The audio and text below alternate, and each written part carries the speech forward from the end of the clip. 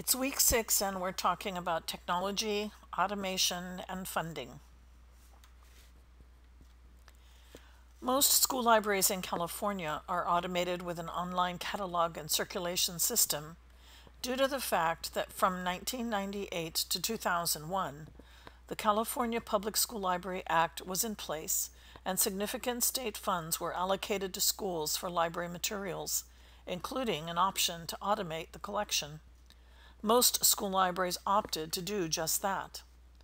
Significant weeding projects were put into place across the state due to the influx of dollars for new books, and collections were weeded and updated, with the average copyright date for materials gradually improving. Library automation refers to computer technology that manages circulation, cataloging, and organization of library materials. There are a series of modules that are part of the automated system that address the needs of patrons and staff. The services that a library automation system will address are first, that the system will be easy for patrons to use and easy for staff to maintain. That will save time of the patron, it will be cost effective, and will free up the library staff so they have more opportunities to interact with students and staff. The basic modules that are included in every library automation system are circulation, a public access catalog, and an inventory system. There are additional modules that can be added on for other library functions, but for the purposes of this presentation, let's look at the 3 basic modules. The circulation module keeps track of what materials each patron has and when they are due. The tool that allows all the modules of the system to interact is the MARC record. A MARC record is a machine-readable cataloging record. Machine-readable means that one particular type of machine, a computer, can read and interpret the data in the cataloging record.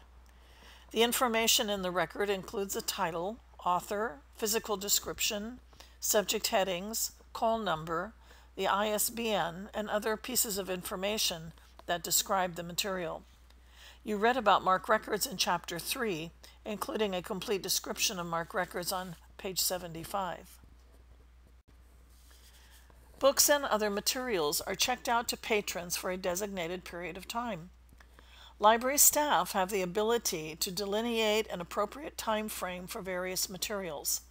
For example, 1 week for books and magazines, 3 days for CDs or DVDs, or overnight for reference. The system also records when the materials are due back and will provide alerts for patrons with overdue materials. Students can place a hold on a book that is checked out, so when it is returned, they can be notified. The automation system also provides a way to generate lists of materials checked out or overdue.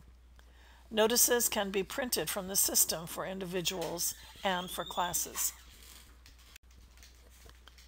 The catalog holds the records of all materials contained in the collection. The public access catalog provides an avenue for patrons to search for materials by subject, title, author, or other categories.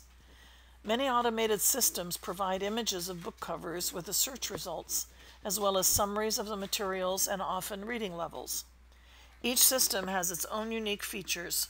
For example, Destiny, which is by Follett, offers a universal search that can be linked to your website. It also has an interface that highlights the top-rated books in the collection called Destiny Quest. With an automated system, books and other resources are cataloged and can be checked out and checked in. Various reports can be generated and printed.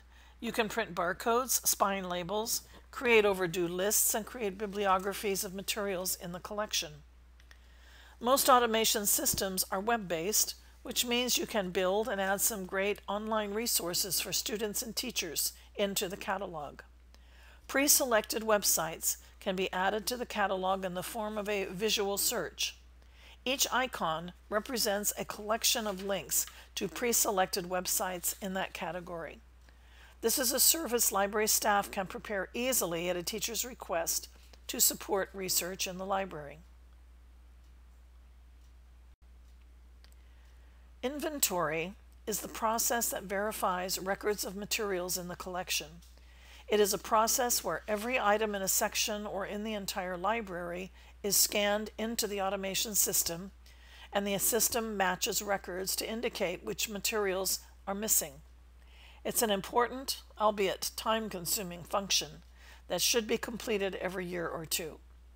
Sometimes it's easier to inventory specific sections of the library for inventory over a 3-year period, or schedule only highly used sections for an annual inventory at the end of the school year.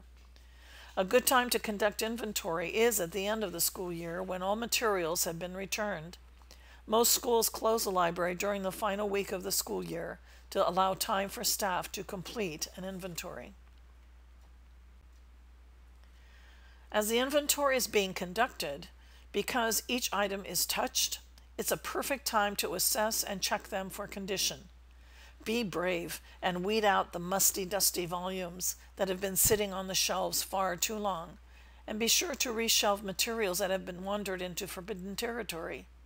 We'll talk more about weeding in Week 8. Because most school libraries in California have an automated system in place, it makes perfect sense to include equipment in the inventory. Chromebooks, iPads, cameras, and other materials can easily be barcoded, entered into the library database, and then checked out to staff or students. The automated system provides an easy way to establish records and patron accountability. Some schools barcode and enter instruments, uniforms, and of course textbooks into the automated system. With budget cuts beginning in 2001, library funding declined and was eventually eliminated as a line item in the state budget. Funding for school libraries then became part of a block grant titled the School and Library Improvement Block Grant. Districts were given the flexibility to allocate those block grant funds at their discretion. Some chose to continue funding school libraries, others did not. By 2008, the local control funding formula known as LCFF was put into place, and it gave districts even more freedom in choosing how to spend their allocations. So today, it is up to each individual district and site to determine library funding, and actual amounts vary enormously. The link on this slide has some great resources from the California Department of Education that will explain some of those issues about library funding in California. And so that is the end of this show, and we have 2 more to go.